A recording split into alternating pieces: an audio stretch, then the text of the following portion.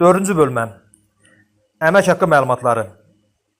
Arayışda əmək haqqınız göstərilsin və yaxud da göstərilməsin. Bölmələrini seçə bilərsiniz. Məndə göstərilsin olaraq qalır. 5-ci bölmə. Əlaqə nömrəsi.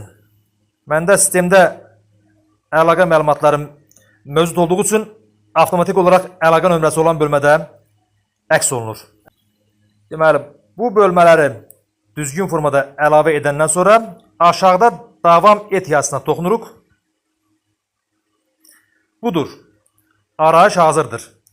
Baxırsınız, arayışı yüklə yazılan hissəyə toxunandan sonra arayış avtomatik olaraq sizin mobil telefonunuza PDF formatda yüklənir.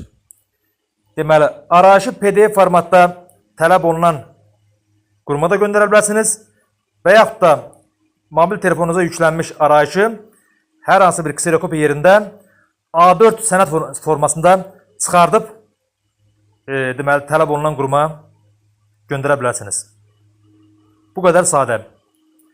Deməli, MyGov mobil tətbiqi ilə iş yerinə dair arayışın onlayn alınması videom bu qədər. Ümid edirəm ki, videom sizlər üçün faydalı oldu.